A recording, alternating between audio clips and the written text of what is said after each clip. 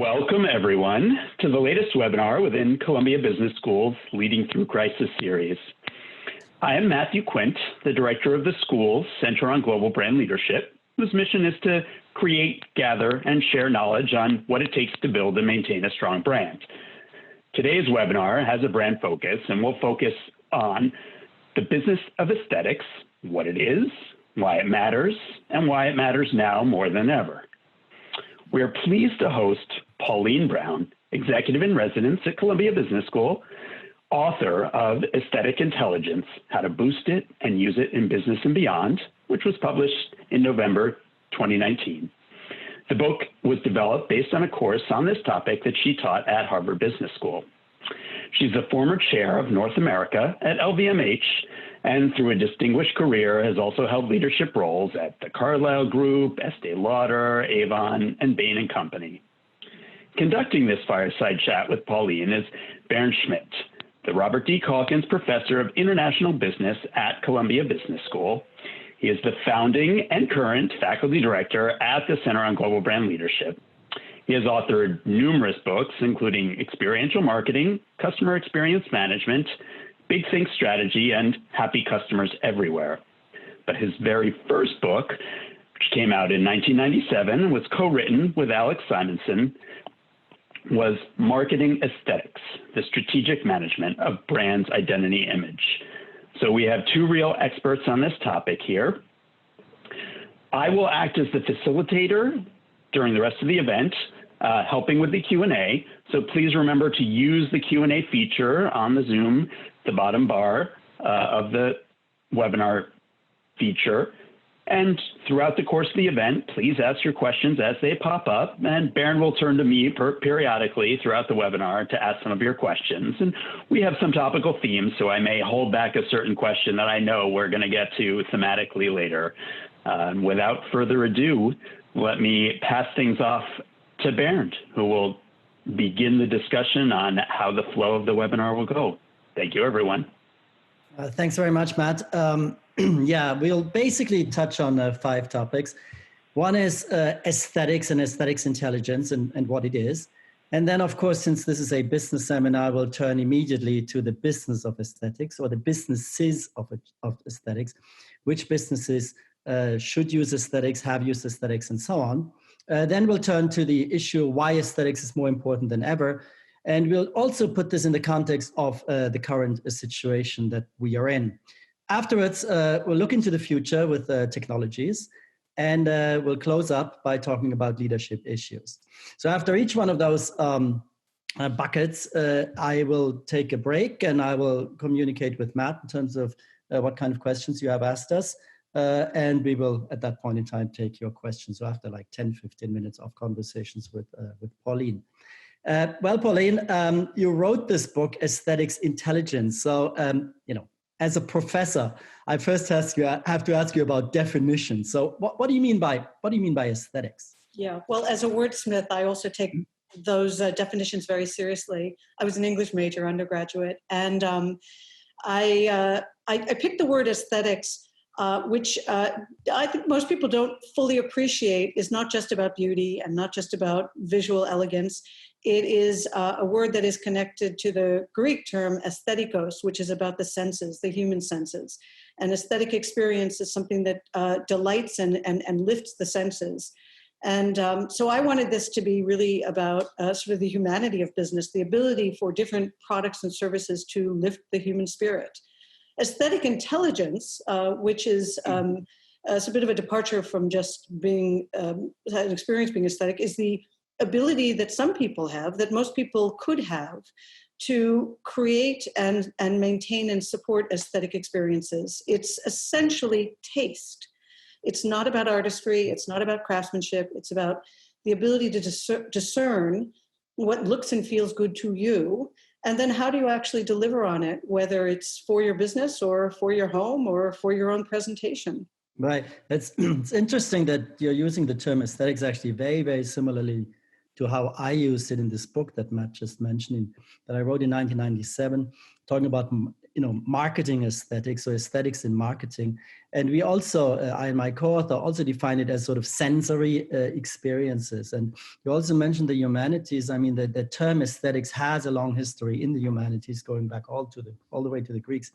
I'm German, so a major thinker, a major philosopher who's also written on aesthetics was, of course, Kant. And Kant defined it also as related to the beautiful, but then he went further and he said, it's actually also relating to the sublime, das Erhabene he was talking about. And I guess that's what you also mean when you talk about that it's not just about this narrow thing about beauty, but it's much, much broader. And some people have a sensitivity in that and others may have less of it, but they can learn it. Can they learn it, or is it sort of inborn? Definitely. I always say, children don't come into this world with a well-developed taste and understanding and enjoyment of fine wine. And there are people who become connoisseurs, there are people who become collectors and sommeliers, and there are other people who just like it, but never take it to that level. And some who never drink alcohol. Where are they missing out? But, where I might depart from Kant, and this is an age-old debate, is the historic philosophers around this concept of taste always sort of presumed that there was a standard of taste and there was such a thing as good taste and bad taste. I actually do think there's such a thing as bad taste, but I think within the world of good taste, it is as diverse as the population is diverse. Why one person likes folk music and someone else classical and someone else jazz. No one form of music is necessarily higher taste level than the other, although we could argue that.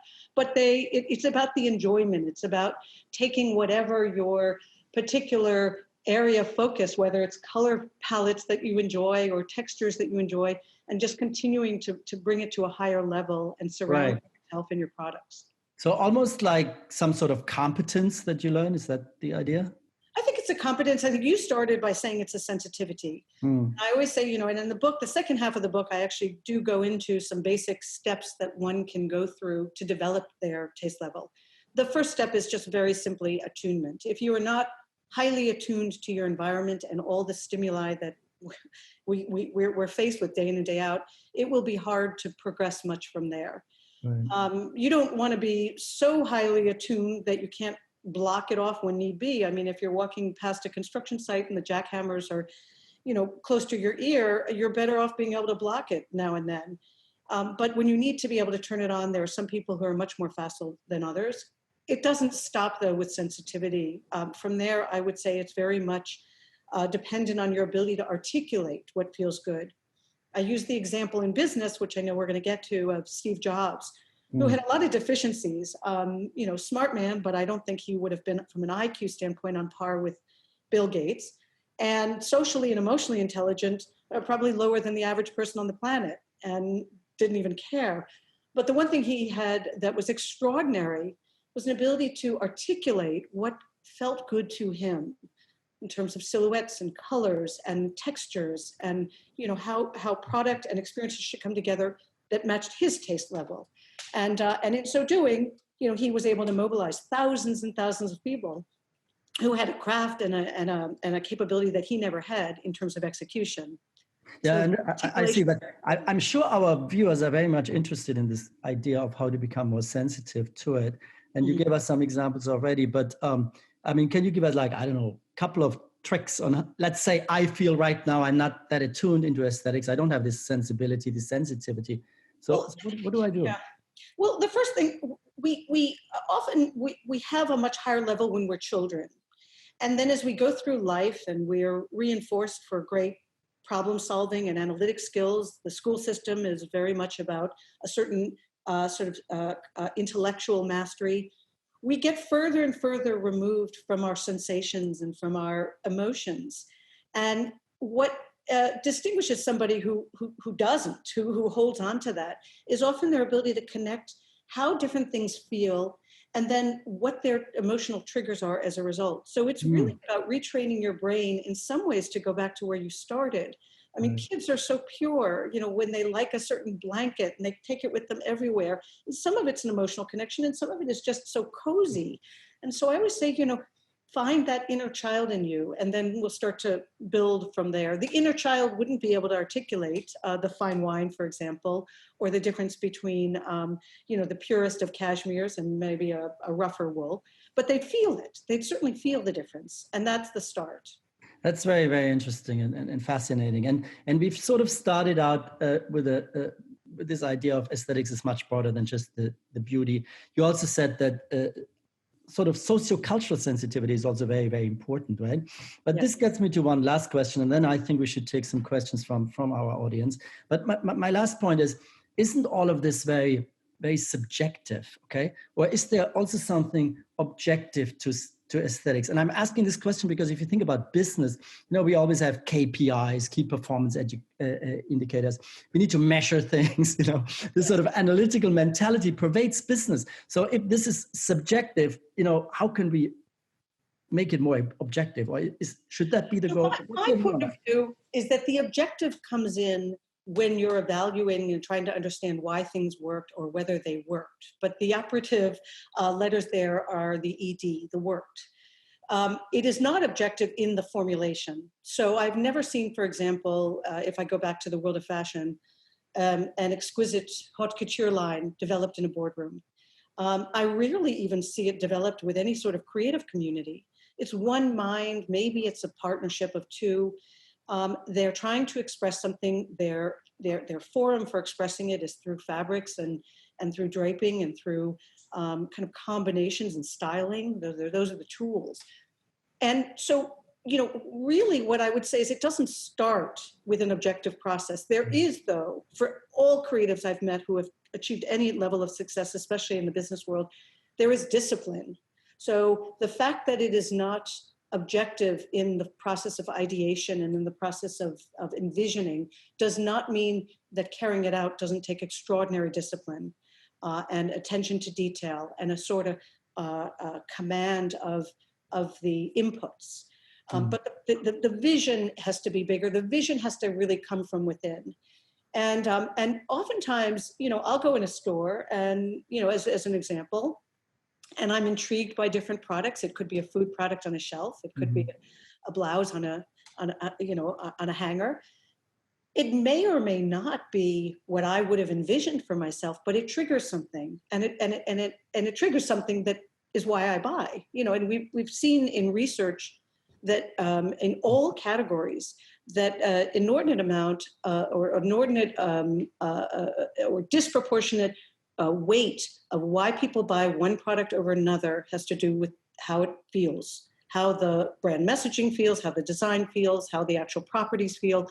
It's an emotional decision, and yet most marketers are spending most of their time thinking about the rational, about the functionality, about the features, about the price, and that's not the way the human mind necessarily makes the ultimate decision. I think that's a very, very important point, right? I mean, if you think about aesthetics, it has to do with the senses. So keep your eyes open, get a sense of touch and hearing and all of that. And many products are just not designed for having any of those sensory characteristics. Of course, they have them, but they were not designed with a specific purpose to pay attention to. And there's a term that I have used several times called aesthetic empathy, which means having the empathy to know how things feel for the other based in part on how they feel for you. A great example in the business world of a massive failure of aesthetic empathy is Google Glass.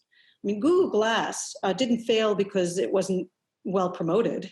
They had hundreds of millions of dollars in marketing spend. It wasn't a failure because it didn't deliver on exactly the features and functions that were promised when it launched. It did all that and probably even more than people knew. It failed in large part because it looked stupid, because people felt stupid. I mean, there was a sort of a social stigma to wearing it, but also even the sort of clumsiness of the design.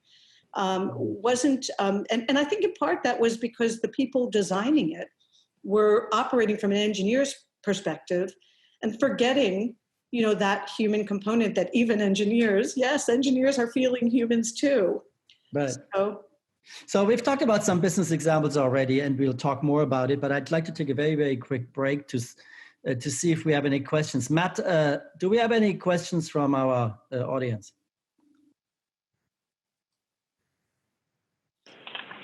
Yes. Bernd, few questions have begun to pour in. One of them, I think it's interesting. There are two a little around sort of trends and tastemakers, particularly our colleague Sylvia, the business school, asks about kind of some of these new counter trends that might come, like ugly luxury or ugly chic or fugly, those kind of things. And also on that sort of how the trends or the tastemakers of the trends get created. Maybe you could talk a bit about those, Pauline. So I love that question came up, because when I mentioned earlier in the conversation that aesthetics isn't simply about beauty, sometimes it's actually something we actually would associate with ugliness. In fact, in French, there's a term, I use it often, called jolie laid. Jolie laid, jolie means pretty and laid means ugly. And in the past, it was used to describe a beautiful woman's face. And what made her beautiful was that, in addition to being pretty, there was something about her that was a little off and was sort of a mark of less than attractive. It might be a mole, it might be a gap tooth, something. And that made her all the more interesting and all the more compelling and memorable. Other examples that are highly commercial propositions, I think of like a roller coaster. When you're on a roller coaster at an amusement park, especially when you're at the top of that, hill about to go down, you kind of, on a primordial level, you feel like you're going to die. And that terror is quite enjoyable for a lot of people, not for all. I would say the same about horror flicks. This idea that or gore, like that, but it does remind us when we're experiencing it that we're human, and it takes those sensations to the extreme. So a lot of fashion is pretty ugly. I think Gucci is the epitome of what we call geek chic and bizarre combinations of textures and colors that would defy any design school standard. But that's what makes it interesting and compelling in an industry that has very little that's actually very interesting and compelling. The second part of that question, which is how trends get started, I think is also interesting because they never happen in a vacuum. And I always say aesthetics is born, it's born in a time, so the tastes in the 1800s are different than the tastes in the 21st century. It's born in a culture. Tastes even today in China and France are very different than pockets of the US. Within the US, you have tastes on the West Coast and the East Coast that are sometimes at odds. And it's also born in genetics. There are certain lineages that are gravitate toward, for example, literally certain spices and other ingredients that other cultures don't. And there have been quite a few studies around that. So it is constantly evolving, but I go back to what I said earlier. There are certain things that I would say throughout history and to this day would be in poor taste to the vast majority of people. The jackhammer is a case example. Nobody walks past a jackhammer and finds that it's like music to their ears, whereas they may disagree whether country music is better than rock music. Okay, why don't we take one more very quick question, Matt, and then we'll move on. Yeah, I think the follow-up to that trend would be around what elements are important in an influencer, as the term we use today, tastemaker development. What drives that person who can often shape people's a new aesthetic or a new trend? Mm-hmm. Is there anything you've detected in that area, Pauline? Well, so, influencers, and when we talk about them these days, we're really talking about them in a digital frame, whether it's an Instagram feed or a comparable source of influence. If I were talking about an influencer in the 1940s, I'd probably be talking about something coming out of one of the Hollywood studios, right? And then it was more than just this sort of digital. I might be able to have a bit more sense of how that person spoke. Greta Garbo had a very distinct accent, or Lauren Bacall with her raspy voice. Generally, with the modern influencers, we aren't able to even go that far. I think that the reason some of them pop, and the vast majority of people who are posting things never get more than a few likes, is the combination of that they're true, what they're doing has a sense of authenticity. So I don't see them projecting, at least visually, certain codes one day and then other next day or a week later, something that would render them utterly unrecognizable. So there are certain codes that follow them through, certain combinations, whatever other combinations may be changing. And then the other point I would make is that generally what stands out is when, I call it the root pairs, when you have 2 or 3 qualities coming together most prominently, and this is mostly true in this sort of world of style and branding, that are not commonly adjoined or associated. And that makes it unexpected. The worst thing you can do if you're a brand in a crowded space trying to get attention is to take a look at what all your competitors are doing and try to take a little bit from this one, a little bit from this one. It becomes just a muted mess and it becomes very forgettable. So I think the combination of connecting it with a person who is genuinely gravitates and expresses those particular set of codes with a combination of attributes that always have some element of surprise or originality, extreme originality, that's really what gets the attention.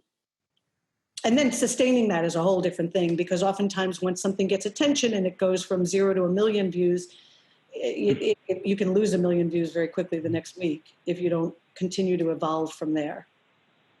All right, thanks, Matt, for these questions. We'll move on to the business of aesthetics. And I'd like to start with a business that you have a lot of experience in. I'm talking about the business of luxury, right? LVMH. And before that, you also were with Estée Lauder. Sort of what are these companies doing right with respect to aesthetics? So cosmetics, fashion, other areas of luxury have an advantage. They have a huge advantage over, say, an industrial product when it comes to aesthetics. And that is that they wouldn't exist if they didn't have it. It is really their only reason for being.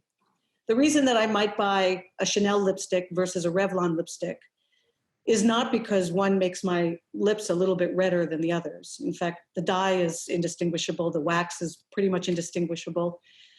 So if those companies like the Chanels of the world didn't understand from the get-go, not only how to create these powerful aesthetic propositions, but how to protect them and evolve them and, continue to experiment around them. If they didn't have that so ingrained, they wouldn't exist. I used to joke at LVMH, it was a company that, now generates over $50 billion a year, well over, in revenue, across 70 plus brands, and it doesn't make one product that anyone needs, not one.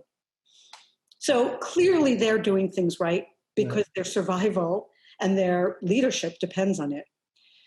Really until the 80s, until if we take another industry like computing, which I will come back to because it's such a clear-cut example, that was always about microprocessing power. And every entrepreneur or executive in the world of IBM or Hewlett-Packard was just trying to get more and more features and functions in smaller and smaller spaces for less and less cost.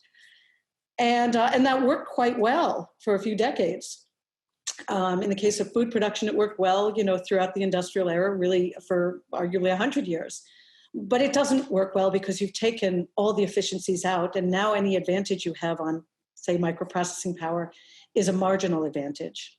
And a character like Steve Jobs comes around and he says, I'm not going to compromise functionality. It's still very, very important. But I'm going to complement it with something that really changes the definition of what business I'm in.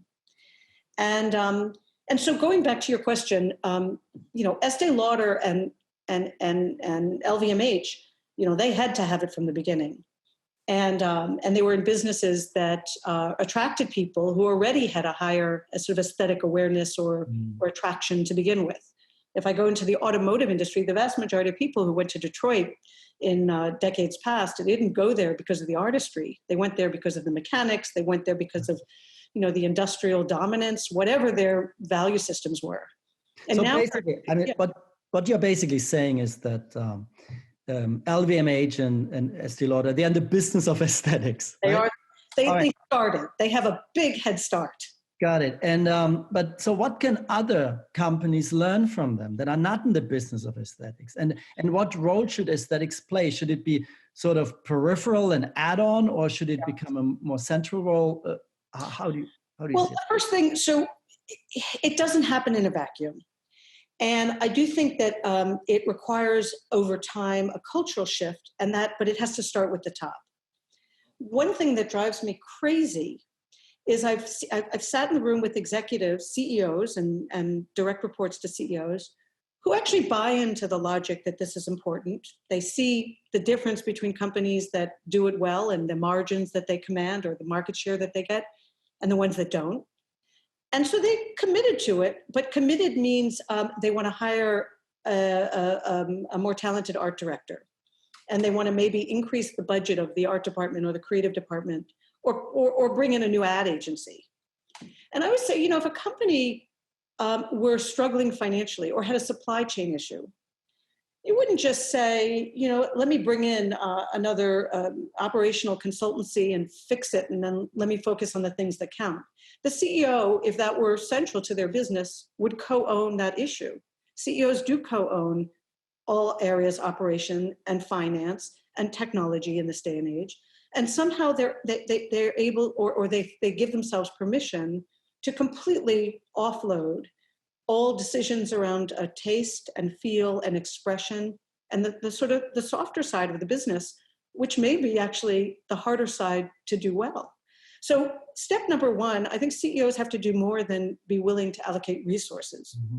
They have to take as much ownership for the expression of what they're doing and the experience and the sensation on their customers as would the CMO.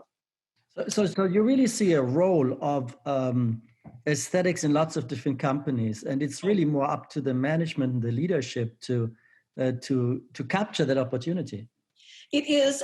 Although what's interesting is I've given talks to more younger groups, whether they're students or first few years out of business school, and I'll get a question now and then along the lines of, I'm an associate at JP Morgan, and I think what you're saying is really interesting, but where do I even begin? Because, I'm way down here in a organization of many hundreds of thousands of people.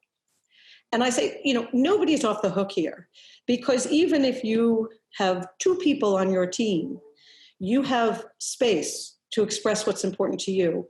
The reason I am a big proponent of aesthetics, aside from the fact that I think it really works in the marketplace and it elevates our quality of life, period, is because it's also an expression of a value system. And there's not necessarily a right or wrong, but we have to own the fact that everything we do, whether it's the decisions we make around the furniture in our offices or the font that we use for our brand identity, is expressing a value system. And if we divorce ourselves from that and we just make those decisions in isolation, it's just a mess and it's not particularly powerful. So I think we have to always connect those kind of expressive decisions to what we believe is good. And I like to give the example, I worked at the Carlyle Group, as you mentioned earlier. Carlyle's not that different than its competitors like KKR and Bain or Blackstone. They all do the same math, they hire the same banks, they recruit from the same small number of business schools.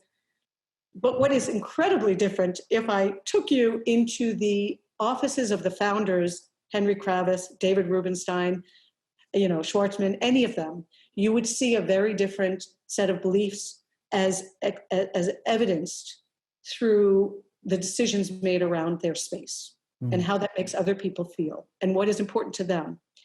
And there's no right or wrong. All these men are incredibly successful. But I would also say each of them are very true to who they are and what they believe. Okay, I see we have a lot of questions now, actually. So, Matt, can you maybe summarize those questions and pass them on to us, please?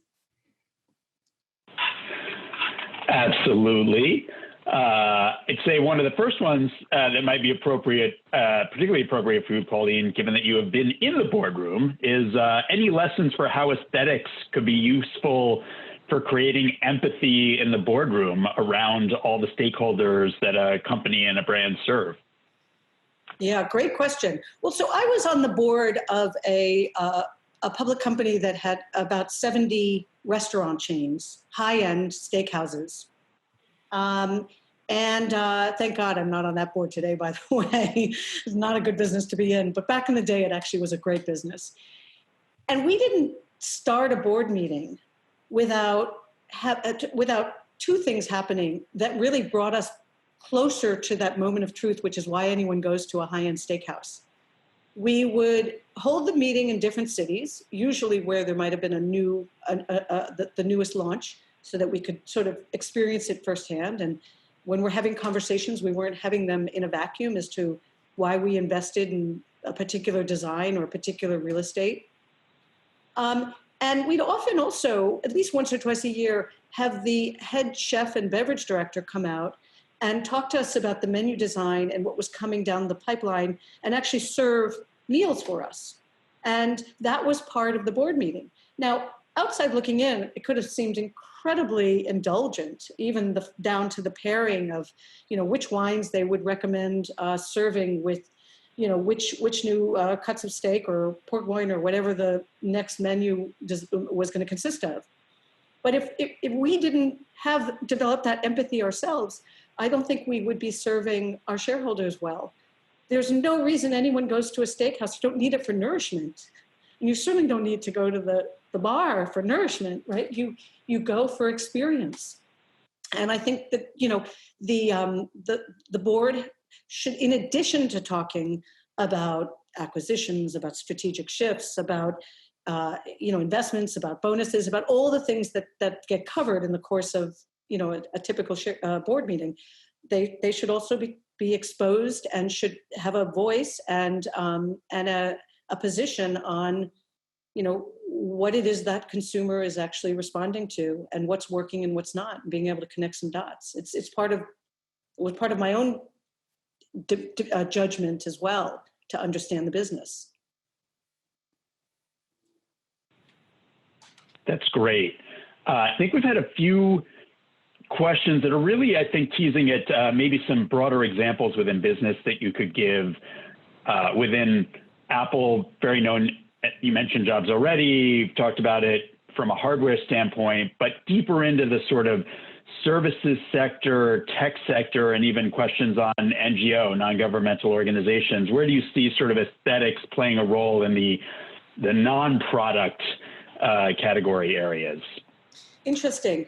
Well, so let me take the most obvious service sector, and then maybe we'll take one or two non-obvious. An obvious service sector is hospitality, right? If you are traveling, for leisure, if you just need a bed, you can get much cheaper options than a Ritz-Carlton. And why do people spend maybe 3x on a Ritz that they would spend on a Sheraton?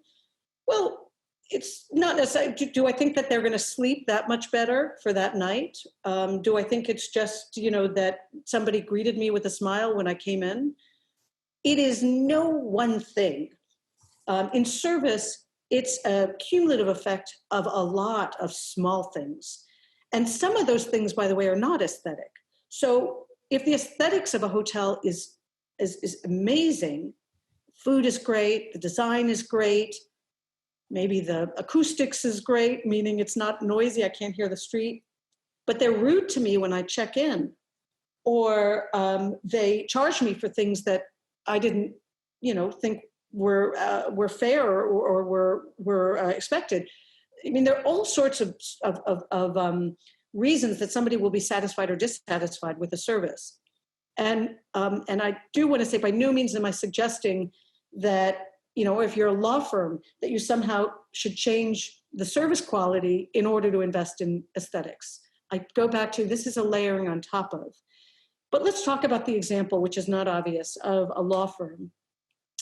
Oftentimes, it's interesting. Oftentimes people go to a law firm. They want really smart people. They want lawyers who will fight for them as their client. They want to know that these are people who are managed well and trained well. So all of that goes without saying.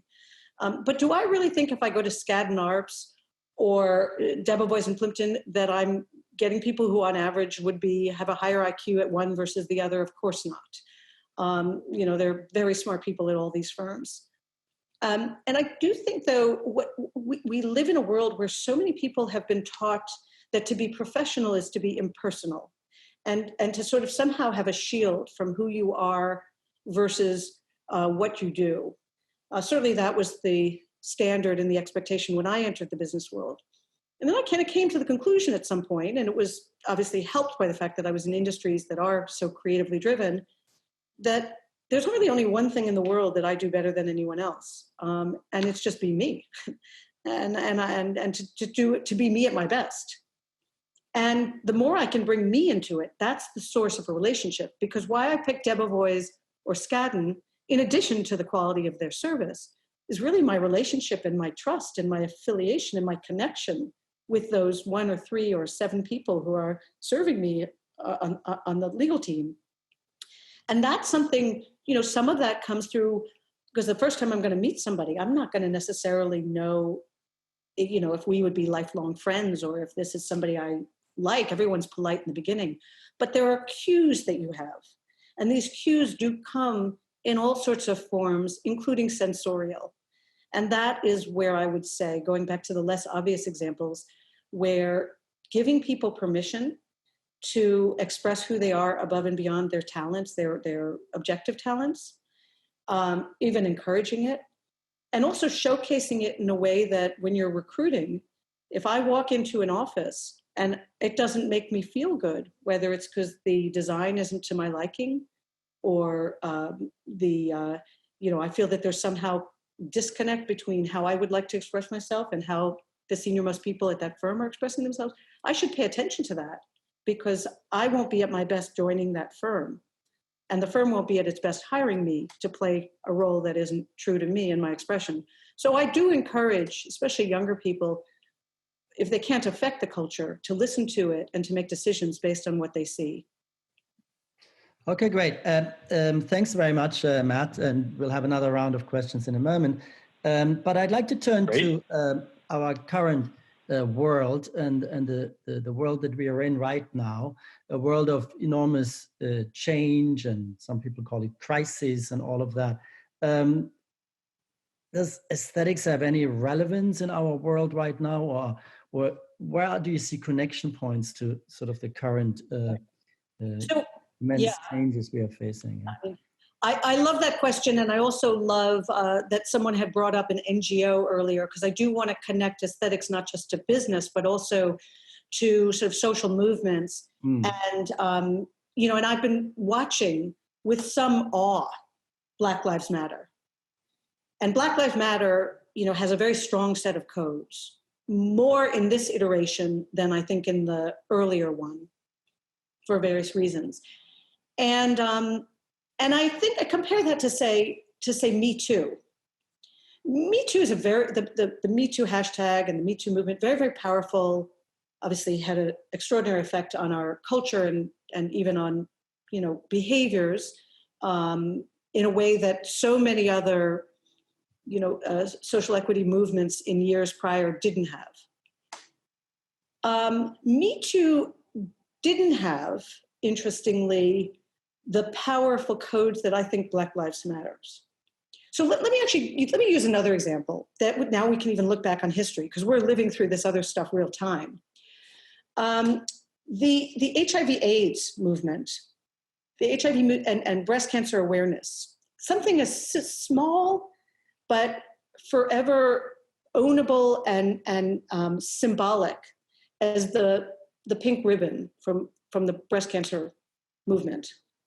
And I think gay pride is another one that has very strong codes. And when I mentioned before, one of the reasons certain codes stick is because there's an element of surprise. And when you take an issue like gay rights, and you just sort of leave it in the realm, at least in terms of the way it's expressed, of anger, it's very hard to get the embrace that if you sort of make this shift toward joy and inclusivity, and you think about just the emotional resonance of a rainbow, which has become, the color scheme, there's nobody who doesn't respond with a smile outwardly or inwardly to a rainbow. And I think, even though I don't know that it was conscious or it was processed quite like I'm dissecting it now, I think that was part of its efficacy, is that it made it a joyful movement. It made it it wasn't just pride, although that word in and of itself has become almost ownable by the movement, but it also made it a celebration. Right. And so I think that'll be interesting to watch as Black Lives Matter evolves. But Me Too, I think, still has a little bit of a ways to go to kind of be as all-embracing for the women and the population the broader population that it's trying to attract. And very, very interesting. I just peeked into our Q&A here from the attendants, and Michael said here that but isn't aesthetics also sometimes associated sort of with the elite that have both good taste, right? And haven't we forgotten almost the broader arena of aesthetics, and don't luxury firms ignore that arena, which is the common people, middle class, and so on? Well, thank you, Michael, for asking that. My single biggest fear in originally writing the book and wanting to reach more people, was that it would be perceived as just that, as a woman who was in the likes of an LVMH, by the wealthy, for the wealthy, and that somehow there'd be, it takes money to really act on these aesthetic principles. Let me say a couple of things on that. First of all, when I think of my extended circle of friends and connections, the people with the best taste are not the richest, not even close. And the problem with wealth and means, and I'm going to say the same thing in big companies, the most interesting aesthetic propositions today are not coming out of the corporates with deep pockets. It's coming out of these upstarts that are lean and hungry and that are connected to their founders and what they believe, and that are taking, in some ways, a grassroots approach. Do I think it helps Chanel that they can hire Peter Maruno, who doesn't take on an architectural project for less than $10 million, and he designs all of the Chanel stores as he does the Dior stores and many other luxury? It helps, but I don't think it's required. And what I always say, you can divide the world of, within aesthetics, there are tools that cost a lot of money. So if I wanted to sort of make my home, if I wanted to hire the likes of a Kelly Wearstler, she would not be shopping for anything at Lowe's. She would be, her taste level is such that every element she's going to pick, the hardware, the tiles, would be 3x what, we would pick if we shopped on our own. But there's all these other elements that cost nothing. So for example, let's say I am a head of a public school, a public elementary school. And you buy into the fact that different colors affect the way children learn and how they feel about going into a space. The same goes for textures.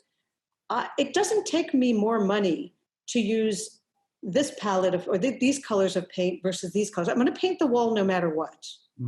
I need no incremental. I don't need to have Farrow and ball paint. I can use any paint. I'm going to buy a flooring no matter what. And at every price point, you have thousands of options. And so I go back to, if you just start within whatever budget you have, and if you have no budget, even just going back to that basic sensitivity, there's so much you can do that costs you nothing. I very much agree with that, Pauline. And we started out with this sort of philosophical thinkers. I mentioned Kant, right? And then another major sort of person that's often mentioned in the context of taste and aesthetics is a French philosopher or sociologist as well, called Bourdieu, who basically said, the taste comes from the upper classes. But I think what we are seeing now is much more democratization of taste, don't we? And as you put it also, everybody can have taste. Yes. It's not just a matter of aesthetics. It's more a matter of just paying attention to it and then making things happen. I just want to say on that, I was called by a medical doctor who read my book. He practices out in the Northwest and does a mission 2 or 3 times a year down to a Peruvian community, helping the mothers of disabled children with some of their sort of medical and developmental needs. And he came and he said, would you work on a project with me? Because, he kind of had this insight that if he can help them with tools that restore pride and a sense of beauty in their lives, and dignity, that actually helps their kids as well.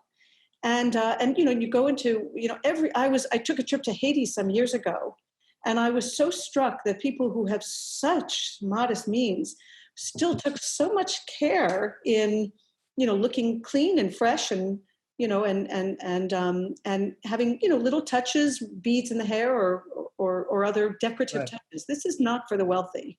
And also, I mean, it's interesting that the influencers on Instagram, for example, through their own aesthetics, and we have a question on that too, how the aesthetics changes on Instagram.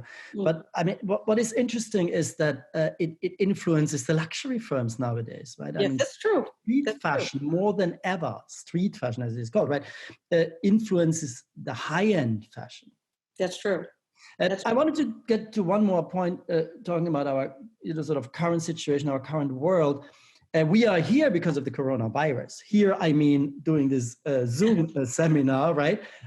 Any connections between, I don't know, the pandemic and aesthetics, or is that just too far off? What do you think? Well, I do think it'll have a dramatic effect on what feels good to us going forward, as opposed to what might have felt and looked good if we had just sort of had continued on the trajectory we were on. I think that the awareness of, there's a few trends, some of which will almost seem at odds with each other. Mm. So one is, I think it's changing our perception of intimacy. So there was this big wave for years of community spaces. You'd have places like Soho House and all of their copycats opening up because people want to gather. And then, the we work was all of a sudden become we live. And I think what they missed in that, what they got right, is that especially in densely populated urban communities where you got a lot of young people who, don't have home environments that are all that inviting, that you could almost create these third spaces, as Schultz once said, around Starbucks. And that it wasn't just a place to get coffee, but it was actually a place to hang, for much of your downtime or work time. I think so they got that right, because that's, humans do want to connect. But what they got wrong is, I'd go to places like Soho House and I'd basically say, this is just an exclusive restaurant that, the general public can't get into. I didn't go there feeling any connection, and I wasn't a member, but when I went with members, I didn't feel any connection to the people the way that you do if you're a member of a club, whether it's a golf club or a country club, and you start to see the same families and you really start to create this sense of community away from neighborhood. So, but I do think that the loneliness and the isolation and the need for human touch will be greatly enhanced. It is not in our nature to be this disconnected from the others, particularly people who might just be 100 feet away from us. I think the other thing, though, is that we our entire life and in our entire human history, we've been exposed to germs and bacterias and, dirt. And now all of a sudden we're just aware that there's a hazard there. We always got colds and flus. Now it just seems like you could get it. You actually could die, but you could die from other things before. And so I think it's actually created this sense that people want every assurance that what they're touching is clean and sterile, but still organic. And by the way, the two concepts don't comfortably go together. In fact, a lot of the pesticides and the plastics and the preservatives were developed with in mind that organic was kind of exposing you to stuff you don't really want. So I think that there's going to be a reckoning between the natural environment, and this sort of big push toward green, at the same time, the big push toward medical and sterile and kind of insulated. Right. So entirely new aesthetics may come out of that. I think so.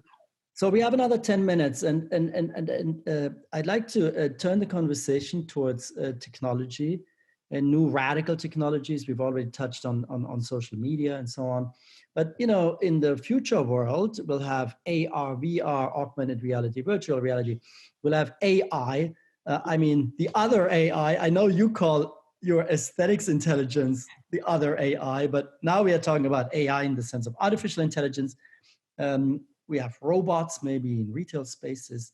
We have blockchain. So all these sorts of technologies. So I'd just like to ask one general question, and then maybe we will take questions again through Matt from our audience. But when you take these new technologies, which ones do you see as opportunities and which ones do you see as threats for the concept of aesthetics. And let me explain what I mean. Opportunities in terms of sort of enhancing and getting businesses focused more on aesthetics, and the threats being, well, isn't it all a technology world, and technology is cold, and technology has nothing to do with aesthetics, and technology rules the world. So where do you see the sort of challenges with respect to technology and the opportunities around it? So I think when technology facilitates or enables the back of the house, it frees up the humans at the front of the house to be focusing on the things that technology doesn't. So for example, if I'm, in a restaurant and the technology can facilitate the ordering of, procuring of ingredients, the accounting processes, and all these things that don't touch the user quite directly. The idea that then if I'm a manager or I'm a maitre d' or whatever my role is, that I am free to actually focus on the human while still running the business effectively, I think enhances. I think where it detracts is where those technological tools and processes become visible and even directly interacting with the end user. So a case in point, so let's stay with the restaurant analogy. In my lifetime, I don't think that, any robot would be able to make a superior meal to Alain Ducasse or Daniel Boulud, right? I think a robot or automated machinery could probably make something on par with what I would expect in a McDonald's. So the artistry of fine dining is something that we have to relegate to those masters. And there's all sorts of reasons we can talk about, that I don't think, I think a computer could probably replicate a great piece of art, obviously very cost effectively. Do I think it's going to create great art? No, I don't. I don't think that form of imagination is something that we can design into a machine. So, so I think that, when we get to a point as a society or as a market where we're not necessarily talking about technology as its distinct function, but it's just should be intertwined with everything we do, but allowing us to be at our best as humans, as managers of people, as servers toward people, and relationships. A relationship with unless you believe that movie Her, but I think then that's just delusional. That's not real relationship. Okay, why don't we go very quickly to Matt for a couple more questions, and then we'll wrap it up talking about leadership. So Matt, what do we have?